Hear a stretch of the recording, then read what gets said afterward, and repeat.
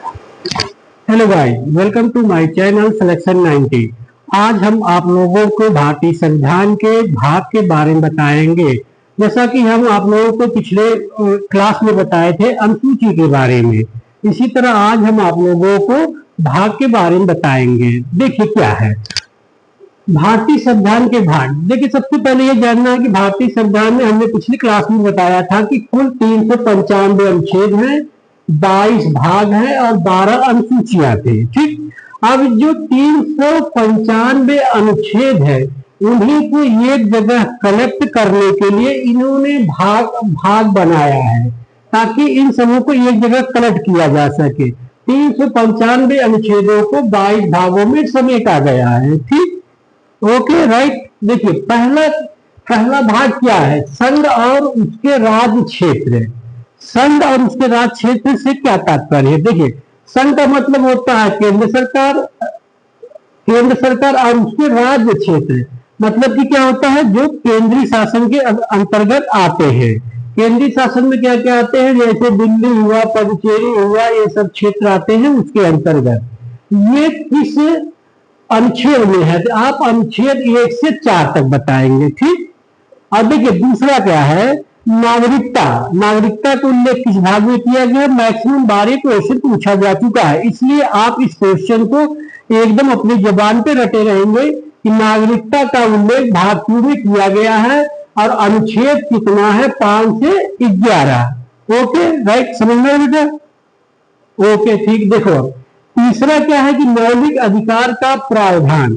मौलिक अधिकार हम लोगों को जो भारत सरकार के द्वारा भारत के नागरिकों को जो मौलिक अधिकार दिया गया है वो किस अनुच्छेद में है? 12 से 35। किसमें है? 12 से 35।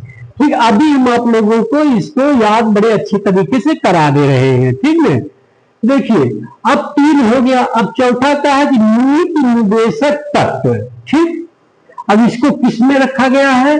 36 से 51 में। किसमें रखा गया है? 36 से 51। इसमें क्या होता है कि राज्य और केंद्र दोनों अपना नियम बना सकते हैं। ठीक, और उसके बाद देखिए 4 क का मतलब समझ रहे हैं, इसको अलग से भाग ना बना करके इसको 4 के अंतर्गत इसको जोड़ दिया गया कि इसको मौलिक कर्तव्य को। ठीक है, इसका क्या है कि 51 ये है, 51 ये है। और इसमें किसके द्वारा जोड़ा गया जब पूछा जाएगा तो 42वां संविधान संशोधन 1976 में किसके द्वारा जोड़ा गया है? उसमें संविधान संशोधन किया गया है। वो कौन सा है? 42 संविधान संशोधन और इस सब में 1976 में। ओके बेटा ठीक। देखिए उसके 5वां क्या है, देखो ये 4 आपको एकदम याद करना पड़ेगा। ठीक, क्योंकि 4 का आप ग्रुप बना लीजिए, क्योंकि इससे होगा कि ये कंपटीशन में मैक्सिमम बनाते हैं मैचिंग कराने के लिए। नागरिकता का उल्लेख दे देगा, किसमें है? मौलिक अधिकार का प्रावधान, नीति निर्देशक तत्व और मौलिक कर्तव्य। ठीक, यही दे देगा, इन चारों को मैचिंग कराने को दे देगा। देखिए 5वां क्या है कि संघ संबंधित प्रावधान। 52 से 151 तक है। संघ संबंधी प्रावधान का मतलब होता है राष्ट्रपति, प्रधानमंत्री और संसद के जो लोग होते हैं उससे संबंधित प्रावधान 52 से 151 में दिया है। राज्य सरकार से संबंधित 152 से 237 में दिया गया है। राज्य सरकार से तात्पर्य क्या है? मुख्यमंत्री, राज्यपाल और राज्यों के जो अदर मंत्री होते हैं उनसे इसका तात्पर्य होता है।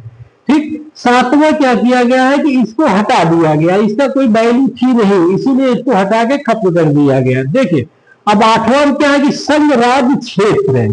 संघ राज्य क्षेत्र और ये दिया है आपका अनुच्छेद 239 से 242 में। संघ राज्य क्षेत्र का मतलब क्या हुआ? संघ के जो क्षेत्र होते हैं फिर राज्य को जो क्षेत्र होते हैं उसके बारे में है। अब 9वां में आप देखिए कि पंचायतें। ठीक, 9वां में क्या दिया है? पंचायतें। पंचायतें देखिए 3 तरह की हैं, एक ग्रामीण स्तर पर है, एक नगर पालिकाएं हैं जो शहरी स्तर पे होती हैं और एक सहकारी समितियां हैं। ठीक, और जब पूछा जाएगा पंचायतें किस भाग में है तो आप बताएंगे भाग 9 में है। और अनुच्छेद कितना है? 243 से 243 क तक है। कितना है? 243 से 243 क तक है। और जब पूछेगा नगर पालिकाएं जो होती शहरी स्तर पर है 243 से 243 य 6 तक है। कितने तक है? य 6 तक है। उसके बाद आप देखिए सहकारी समितियां, सहकारी समितियों का उल्लेख देखो 243 य से 243 य 6 तक किया गया है। कहाँ किया गया बेटा? 243 ये याद रखना पड़ेगा बेटा, 243 य से 243 य 6 तक। अब इसके बाद सबसे इंपॉर्टेंट क्वेश्चन ये बनता है कि अनुसूचित जात और अनुसूचित जनजाति, ठीक, किस भाग में है? तो आप बताएंगे 10वीं भाग में है। अब किस अनुच्छेद में है? तो 244 से 244 क में है, ठीक। अब उसके बाद आपका ये आता है 11वां, संघ राज्य संबंध। इसमें संघ राज्यों के बीच किस प्रकार का संबंध है, कैसा व्यवहार करते हैं, इसके बारे में बताया गया। इसका अनुच्छेद 243 से 263 तक है। देखिए फिर उसमें 12, 13, 14 को इंपॉर्टेंट नहीं है, उसको छोड़ दीजिए। आपको जो मेन फैक्ट है उसको याद करना पड़ेगा। उसके बाद देखिए 15 भी निर्वाचन आ जाता है। देखिए भारतीय संविधान में कोई भी जो होता है वो निर्वाचन के द्वारा ही जाया जाता है, इसीलिए एक निर्वाचन आयोग का गठन भी किया गया है, ठीक है। देखिए 324 से 329 तक राजभाषा, ये बहुत इंपॉर्टेंट है। देखिए कई बार ये क्वेश्चन पूछा गया कि हमारी राजभाषा क्या है। राजभाषा तो हिंदी है, लेकिन लिपि क्या है? देवनागरिकी है। लिपि क्या है? देवनागरिकी। इसका उल्लेख किसमें किया गया? 243 से 343 से 351। इसको याद रखना बेटा कि राजभाषा क्या है? राजभाषा अब हमारी हिंदी है। लिपि क्या है? देवनागरिकी लिपि है। और इसकी अनुच्छेद में है 343 से 351 तक है। उसके बाद देखो बेटा 18 में आपात उपबंध है। आप जानते हैं कि हमारे यहाँ 3 प्रकार के आपात उपबंध है। मैं इस सबको आगे डिस्क्राइब कराऊंगा नेक्स्ट क्लास में। 352 से 360 तक, ठीक। फिर पूछा जाता है कि संविधान संशोधन किसमें है? तो भाग 20 में संविधान संशोधन है। एक कई बार क्वेश्चन आया कि किस भाग में संविधान संशोधन है, तो आप बोलेंगे बेटा कि संविधान भाग 20 में संविधान संशोधन है, अनुच्छेद 361 से 367 तक, ठीक, राइट। अब देखिए एक बार मैं रिवीजन करा दे रहा हूं। और एक ट्रिक ये है कि सनम ने मिलकर राज्य से पूछा, नासा आ से, ठीक। अब सनम से आप संघ रख लीजिए, नौ से आप नागरिकता रख लीजिए, मौ से मौलिक अधिकार कर लीजिए, में से आपका नीति निर्देशक तत्व हो जाते हैं। फिर इसी अनुसार से आप इसको याद करके इसको पूरा बना ले जाएंगे। देखिए आपको याद करने के 2 तरीके हैं।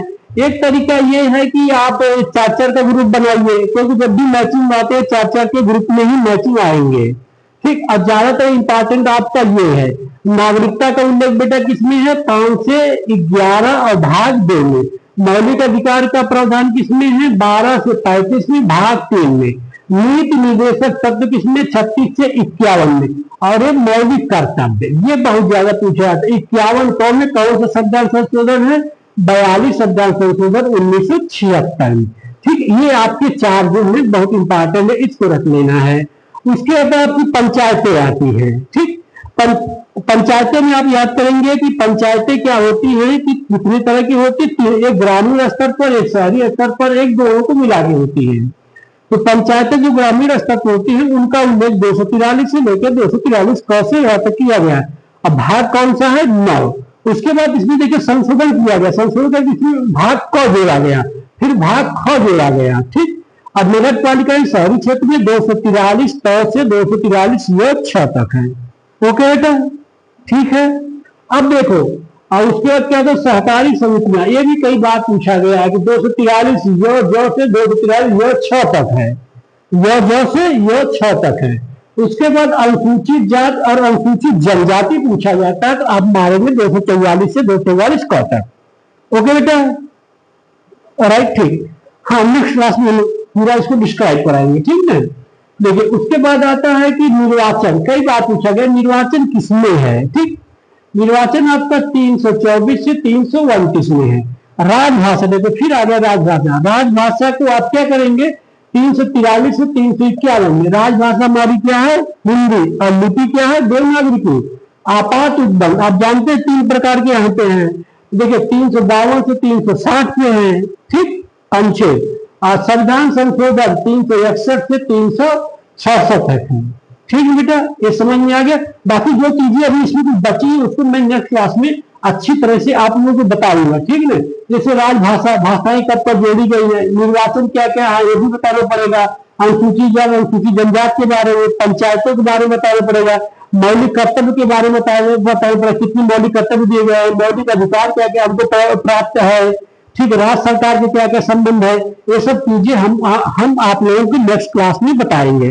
Okay, thank you. अब हम आपको अगली क्लास में अच्छे तरीके से कराएंगे।